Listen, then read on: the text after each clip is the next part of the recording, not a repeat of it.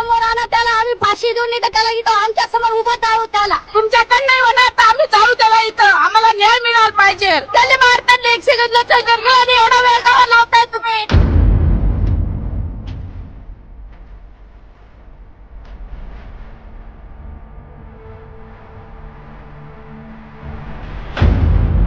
आज काय झालं कोर्टामध्ये, काय घडलं?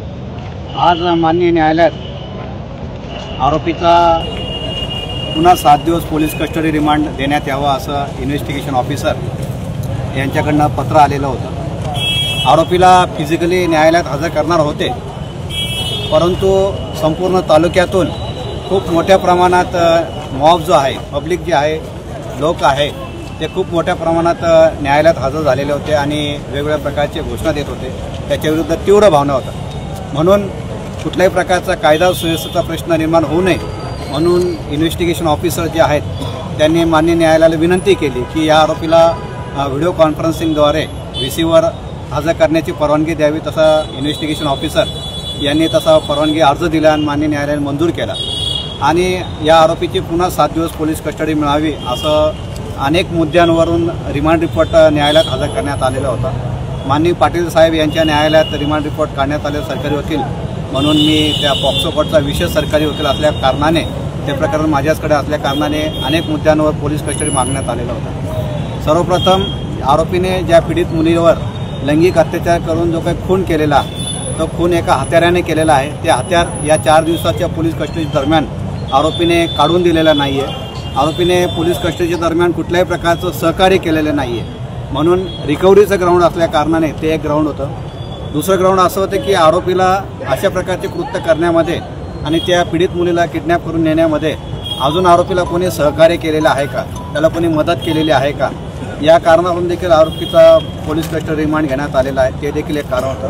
त्यानंतर या गुन्ह्यामध्ये जे काही सूक्ष्म एव्हिडन्स आहे तो कलेक्ट करायचा आहे.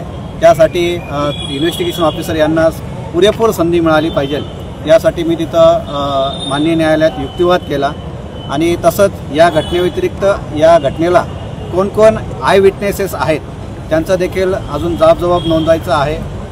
शिवाय या घटनेमुळे संपूर्ण महाराष्ट्र हादरलेला आहे आणि त्याच्यामुळे जनक्षोभ आहे, प्रक्षुब्ध आहे.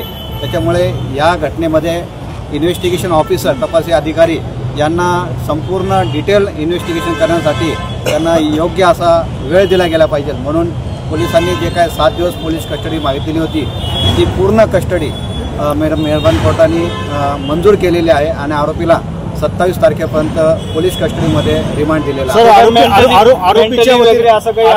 आरोपीच्या वतीने कोणी वकीलपत्र घेतलंय का? नाही, आरोपीच्या वतीने कोणी वकीलपत्र घेतले नाही. बारने मालेगाव वकील संघाने तसा ठराव देखील केलेला आहे की आरोपीचं कोणी वकीलपत्र घेऊ नये. परंतु आरोपीकडनं एक अर्ज आलेला होता माननीय न्यायालय की मला शासकीय खर्चाद्वारे शासनातर्फे माझी बाजू मांडण्यासाठी एक वकील देण्यात यावे असं. त्यासाठी माननीय न्यायालयाने त्याचा अर्ज मालेगाव तालुका विधी समिती जी आहे त्या विधी समितीकडे पाठवलेला आहे. तुमचा जो काही दुसरा प्रश्न आहे की आरोपी हा मनोरुग्ण वगैरे आहे का, तर आरोपी हा कुठल्याही प्रकारचा मनोरुग्ण नाही आहे. तो चांगल्या प्रकारे फिट आहे, फिजिकल फिट आहे. आपल्या परिसरातील बातम्या आणि जाहिरातीसाठी संपर्क करा. वसीम शेख, मुख्य संपादक, 8149797961. बातम्या आवडल्यास लाईक करा, कमेंट करा, शेअर करा, सबस्क्राईब करायला विसरू नका.